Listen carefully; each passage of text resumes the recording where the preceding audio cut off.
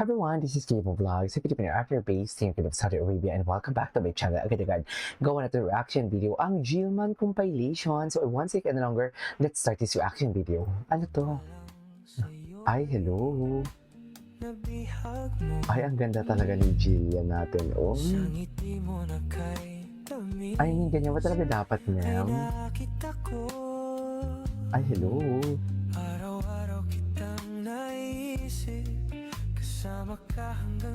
Okay.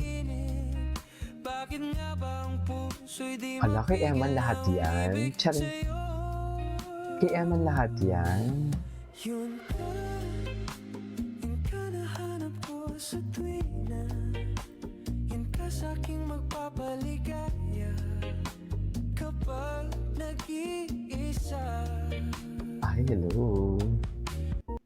Ay.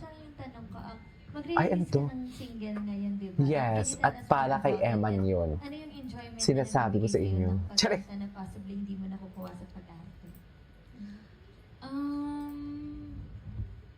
About the song, nung una po kasi siyang binigay sa akin, may lyrics na siya. Pero ang ginawa ko, nirevise ko yung ibang mga lyrics para mas ma-express ko talaga yung nararamdaman see? ko. Mas Hiniba niya ma-express ko yung talaga. sarili ko. So, Hiniba niya talaga. sa song na yun.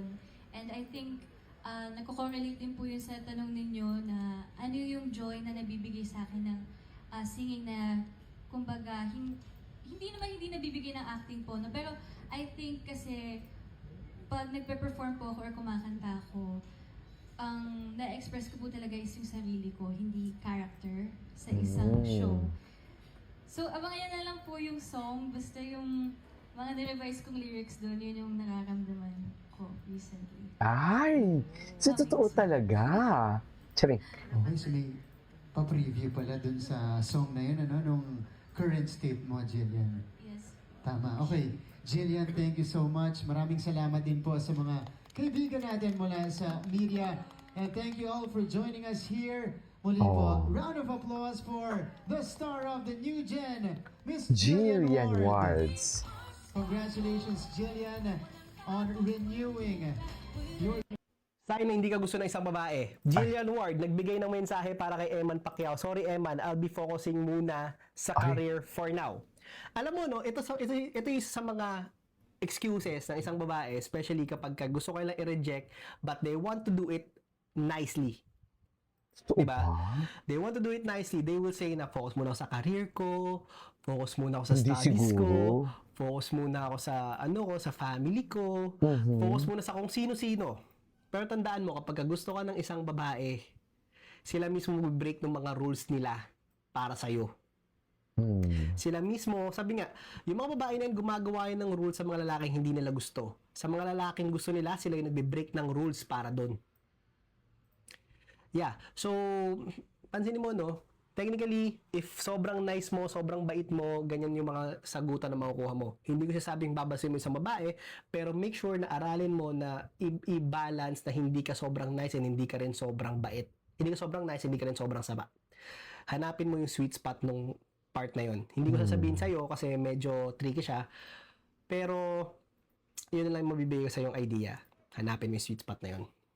Crush na daw niya. Sobrang natutuwa ako kasi sabi ko nga kanina may Ano? nagtatanong sa akin. Nakikita ko lang siya pa nagla-like siya, tapos minsan nag-message siya ng God bless you. Tapos nag-remind siya na hope you have a great day. Ganun. So sobrang na-appreciate ko. Tapos kakalaman ko lang na lumipad pa daw pala siya galing sa hometown niya. So thank you, Emma. Ano raw yung binulong na Eman kanina? Ay! Ano nga ba? Ano nga ba? Uy! Kayo talaga! Invite viewers na lang. Invite you. Ayan, sana manood po kayo ng KMJS Gabi ng Lagim. November 26 na po yan sa mga cinema. Sana mag-enjoy po kayo. Dalhin niyo po yung mga kaibigan ninyo. At kailangan magdala kayo ng mga kaibigan niyo kasi nakakatakot. Jillian, for sure, narinig mo na to. Naku, viral ito. Yes! Usap-usapan ngayon yung pag-ami ng bagong sparkle star na si Eman Pacquiao. Na-crush. Napanood Ay, yung interview. go. Crush ka raw niya. Panoorin natin. Diba? Go! Panoorin natin yan. crush mong artistang Pinay? Jillian Ward. Jillian Ward. Diba? Gaano mo kagustong ligawan si Jillian Ward? Wala yan dito. 5 ngayon? Talaga? Sabi mo, ikaw dyan. Sa dinami-dami ng artista. Oo. Thank you. Ano? Siyempre po, nakakatuwa. And sana nga mag-meet kami soon. Actually, nakikita ko po siya dun sa, sa Instagram ko Saan? kasi nagla-like siya. So, Taray. Siyempre ka pa naman. Kung crush mo naman ba, di ba ba't naman hindi nga ipapalo mo? Wala namang masama. Like lang naman. Anyway, so sana soon hindi po online lang. Kung baga, mag-meet kami. ano ka? Ay, nag-meet na nga sila. Tsareng. Emma? So, paano naman? Nakikilig tuloy sila. I hope to meet you soon. Dito, and- dapat dito kayo magkita. Ha? Sa unang Ay, hirit sana niya. po.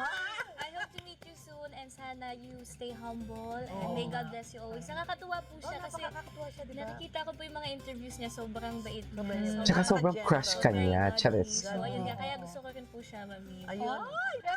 Sana all. role na pwede mong gawin na mapakita pa yung ibang talent or ibang kakayahan mo? Siguro po a character na merong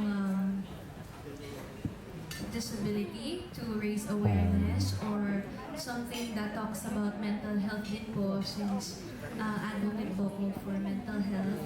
Kasi malaking responsibility rin po yun na magbigay ng ganong classy role sa isang artista. And I think magiging challenging po siya for me and magiging boses din po ako para sa mga tao na hindi nila, kumbaga, na-explain yung mga sarili nila. So, yun po yung gusto ko din maging contribution ko sa industry, not just to entertain people, but to raise awareness and be a voice for other people. So, ganun po mga roles.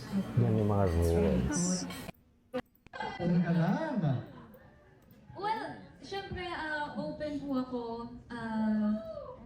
Ay, charis. Anyways, ay, to. In love nga ba si Jillian? In love nga siya, Mel.